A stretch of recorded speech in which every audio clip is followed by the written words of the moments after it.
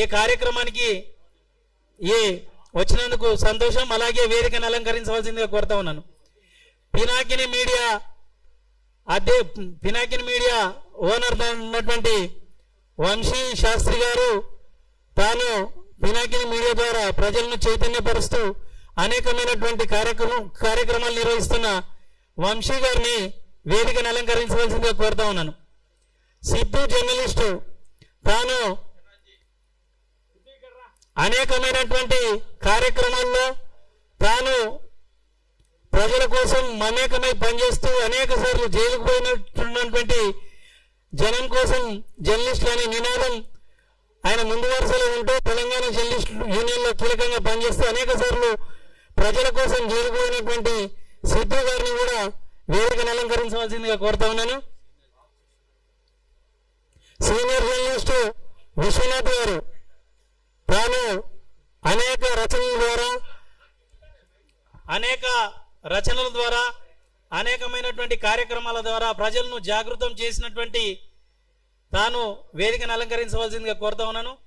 మేడ్చల్ మల్కాజ్గిరి జిల్లా Telangana journalist union అధ్యక్షులు శ్రీనివాస్ గారు తాను కూడా తెలంగాణ ఉద్యమంలో కీలకంగా పనిచేసినటువంటి వ్యక్తి. తెలంగాణ ఉద్యమంలో జిల్లాలో కూడా ఉవ్వెత్తినటువంటి పనిచేసినటువంటి మీ అందరూ కూడా ఈరోజు తెలంగాణ జరుగుతున్నటువంటి ఈ కార్యక్రమాలను మనం రౌండ్ టేబుల్ సమావేశం ద్వారా అసలు తెలంగాణలో ప్రజాస్వామ్యం ఉన్నదా, అసలు తెలంగాణ వచ్చిన రోజు కావచ్చు, తెలంగాణ వచ్చినాక కూడా మనం అసలు తెలంగాణ కోసం ఒకరోజు మాట్లాడుకున్నది లేదు. ప్రభుత్వాలు కావచ్చు, మంత్రులు కావచ్చు, ఇతర పార్టీలు కావచ్చు, ప్రజలను డైవర్ట్ చేయడానికి ఒకరేమో ఒక ఇష్యూ తీసుకుంటే ఒకరేమో ఇంకెవరో వచ్చి ఇక్కడ కార్యక్రమం పెడుతురని ఒకరు ఇంకో ఇష్యూ తీసుకోవడం, తెలంగాణ ప్రజలను గందరగోళానికి గురి చేస్తూ ఈరోజు అసలు మన మీడియా టీవీలు కూడా అసలు తెలంగాణకు సంబంధించినటువంటి ఏమున్నాయని చూపించడం కాకుండా ఏదో దానికి సంబంధించినటువంటి ఏదో ఇష్యూని తీసుకొచ్చి రోజు గందరగోళానికి సంబంధించినటువంటి ఇష్యూల ద్వారా ప్రజలను బిందర చేస్తున్నటువంటి ఈ రోజుల్లో తెలంగాణ జర్నలిస్ట్ యూనియన్ తెలంగాణలో ప్రజాస్వామ్యం ఉన్నదా, అసలు తెలంగాణ కావాల్సింది ఏంది, తెలంగాణ హక్కులు ఏమిటి,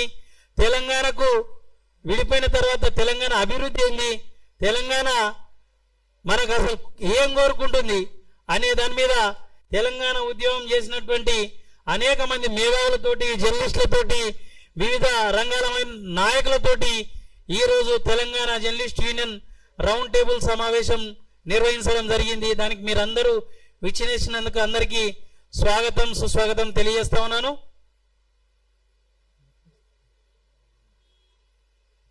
ఈ కార్యక్రమాన్ని ఉద్దేశించి తెలంగాణ జర్నలిస్ట్ యూనియన్ రాష్ట్ర అధ్యక్షులు కప్ర ప్రసాదరావు గారు ప్రసంగించాల్సిందిగా కోరుతా ఉన్నాను.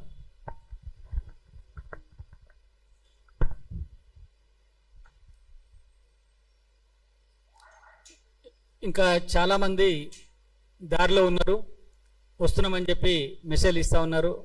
మన న్యాయవాది కరుణాసాగర్ గారు, తర్వాత చాలామంది మన జర్నలిస్ట్ మిత్రులు కూడా ఈ కార్యక్రమానికి విచ్చేస్తూ ఉన్నారు. తెలంగాణలో ప్రజాస్వామ్యం అనే అంశం పైన మనం ఇప్పుడు మాట్లాడుతూ ఉన్నాం. దీన్ని తెలంగాణ జర్నలిస్ట్ యూనియన్ ఇట్రండి, ఇక్కడ సీట్ ఉంది, రండి బ్రదర్, ఇట్రండి. తెలంగాణ జర్నలిస్ట్ యూనియన్ వైపు నుంచి దీన్ని ఆర్గనైజ్ చేయాలని చెప్పి అనుకొని ఆర్గనైజ్ చేస్తూ ఉన్నాం. మొదటి నుంచి తెలంగాణ జర్నలిస్ట్ యూనియన్గా మేము జాతీయవాద భావజాలంతో జాతీయవాదాన్ని జనంలోకి తీసుకుపోవడం, మీడియాలో తీసుకుపోవడం, మీడియాలో ఉండే జాతీయవాదుల్ని ఐక్యం చేసేటువంటి కార్యక్రమంలో ఉన్నాం. అట్లని మేము తెలంగాణ ఉద్యమంలో లేమని కాదు, తెలంగాణ ఉద్యమంలో దాదాపుగా ఇప్పుడు మాట్లాడుతున్న వాళ్ళందరికంటే 1000% ఎక్కువ తెలంగాణ ఉద్యమంలో పాల్గొన్నటువంటి జర్నలిస్టులు మేము మా తెలంగాణ జర్నలిస్ట్ యూనియన్. బహుశా ఇప్పుడు మాట్లాడేటువంటి వాళ్ళందరిది హైదరాబాద్లోనో చుట్టుపక్కల కేసులు అయి ఉండొచ్చు, కానీ తెలంగాణ జర్నలిస్ట్ యూనియన్ వైపు నుంచి మేము కర్ణాటకలో ఇప్పటి ఏఐసిసి అధ్యక్షులు అప్పుడు కేంద్ర మంత్రివర్యులు వారిని నిలదీసి తెలంగాణ ఎందుకు ఇవ్వదు కాంగ్రెస్ పార్టీ, కేంద్ర ప్రభుత్వం ఎందుకు ఇవ్వదని చెప్పి నిలదీసి కొట్లాడినటువంటి సంఘం తెలంగాణ జర్నలిస్ట్ యూనియన్. నువ్వు కూర్చో సార్, ఇక్కడ సార్ రండి మీరు. లేదు నేను కంటిన్యూ సార్, మీరు కూర్చోండి.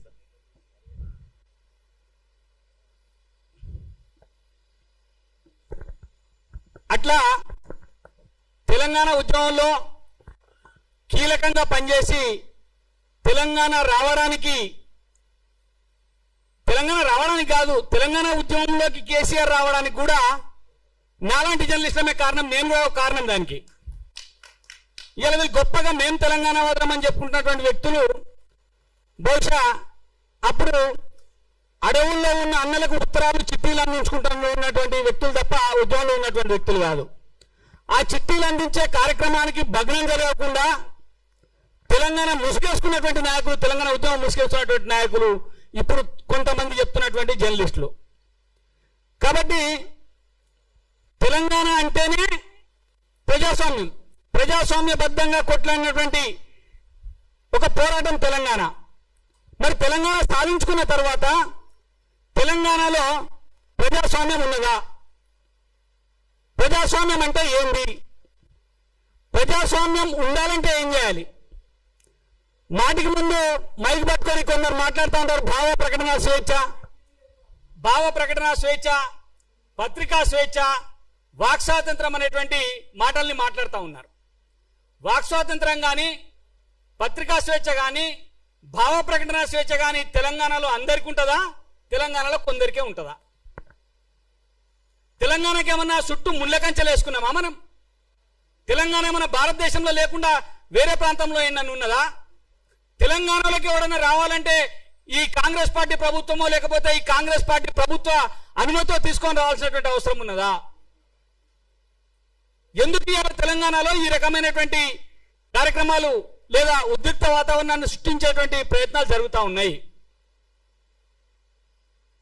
మిత్రులు, నేను ఒక 10 నిమిషాలు సమయం తీసుకుంటా. కొన్ని చాలా విషయాలు చెప్పాల్సినటువంటి అవసరం ఉన్నది. ఈరోజు రేపు సర్ అనేటువంటి ఒక కార్యక్రమం కూడా మనం రాబోతా ఉన్నది మన దగ్గర. దాని ఉద్దేశం ఏంది? వాస్తవమైనటువంటి ఓటర్లను ఓటర్ల జాబితాలో ఉంచాలా, వాస్తవం కానటువంటి ఎవరైనా ఓటర్లు ఉంటే వాళ్ళని ఓటర్ల జాబితా నుంచి తొలగించాలా. దీని మీద కూడా కొట్లాడుతున్నది తప్పు అంటున్నారు. సరే, తప్ప రైట్ అనేది వదిలేద్దాం కొద్దిసేపు. తెలంగాణలో, మన హైదరాబాద్లో, మన పాత బస్తీలో ఆధార్ కార్డు సృష్టించుకున్నటువంటి రోహింగ్యాలకు అనుమతి ఉంటుంది, కానీ ఆధార్ కార్డు సృష్టించుకొని ఓటర్ లిస్టులో ఓటు రాయించుకొని ఇక్కడి ప్రజలను దోపిడీ చేసి ఇక్కడి ప్రజలపైన దౌర్జన్యం చేసేటువంటి రోహింగ్యాలకు ఇక్కడ అనుమతి ఉంటుంది. వాళ్ళ గురించి ఎవరు మాట్లాడరు. కానీ పక్క రాష్ట్రం వాళ్ళు లేకపోతే ఇతర రాష్ట్రం వాళ్ళు వచ్చి ఇక్కడ మాట్లాడతామంటే ఎందుకు ఇబ్బంది కలుగుతా ఉన్నది? ఎందుకు నొప్పి కలుగుతా ఉన్నది? ఎందుకని చెప్పి అనుమతులు ఇవ్వకుండా ఇబ్బందులు పెడతా ఉన్నారనే దానిపైనే ప్రధానమైనటువంటి చర్చ. ప్రజాస్వామ్యం అంటే ఏంది? ప్రజాస్వామ్యం అంటే తెలంగాణలో ఉండే లేదా భారతదేశంలో ఉండే రాజ్యాంగం, భారతదేశం అంతా ఒకటే, రాజ్యాంగం ప్రకారం కల్పించినటువంటి హక్కులు అన్ని. కాబట్టి రాజ్యాంగం గురించి మాట్లాడితే భారతదేశంలో రాజ్యాంగం భారతదేశంలో అన్ని ప్రాంతాలకు ఒకే రకంగా వర్తిస్తుంది. మరి రాజ్యాంగాన్ని రోజు చేతిలో పట్టుకొని తిరుగుతున్నటువంటి నాయకుడు, ఆ నాయకుడి నాయకత్వంలో ఉన్న పార్టీ ప్రభుత్వం ఇక్కడ ఉన్నది. మరి ఆయననేమో రోజు రాజ్యాంగం చేతిలో పట్టుకొని తిరుగుతాడు, ఇక్కడనేమో రాజ్యాంగానికి తూట్లు పరుస్తుంది ఆ ప్రభుత్వం.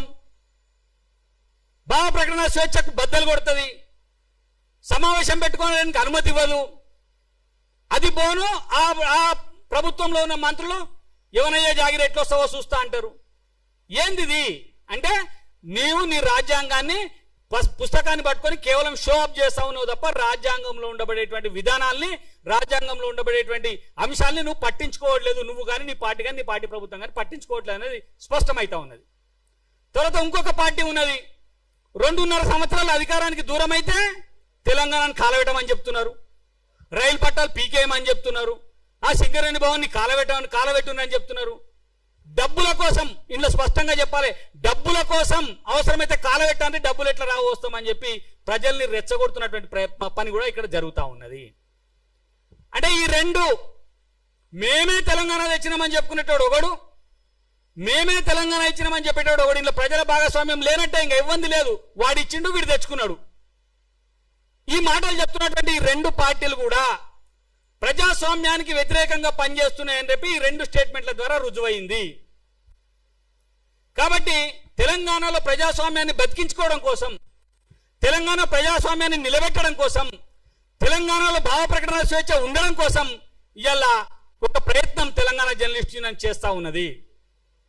కొందరు మాట్లాడుతున్నారు, మాట అంటే మతోన్మాదం అంటారు, భారత్ మాతాకి జయ అంటే మతోన్మాదం అంటారు, వందే మాతరం అంటే మతోన్మాదం అంటారు, అయి భారతదేశం మనదిరా బాబు అంటే మతోన్మాదం అంటారు.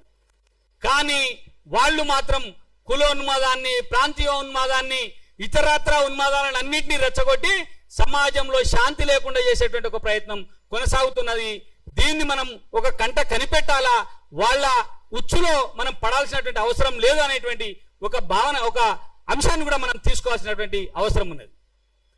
మరి అంశం లేదు, అందులో పన్న ఉచ్చులో పడద్దు అంటే మాట్లాడుకోకుండా ఊకమ్మని కాదు. బహుశా నేను మాట్లాడుతుంటే మీ అందరికి అర్థమైంటది, ఏ ఒక్కరి పేరు కూడా మనం తీసుకోవాల్సిన అవసరం లేదు. మనం పేరు తీసుకుంటే వానికి బలం వస్తుంది. మనం ఎవరి పేరైనా ఉచ్చరిస్తే ఆ పేరుకు బలం వస్తుంది, ప్రచారం వస్తుంది, వాడు కూడా అదే కోరుకుంటున్నాడు.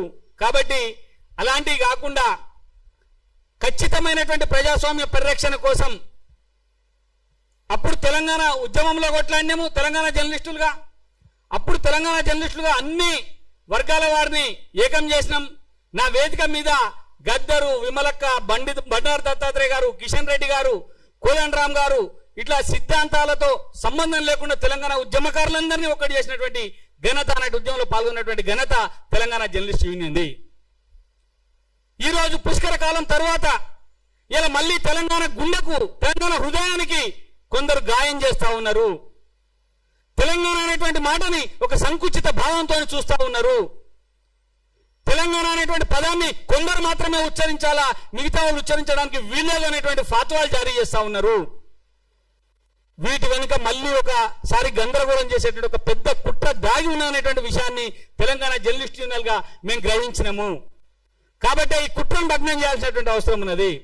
తెలంగాణ ప్రజానీకానికి నిజాలను బద్దలు కొట్టి మనం చెప్పాల్సినటువంటి అవసరం ఉన్నది.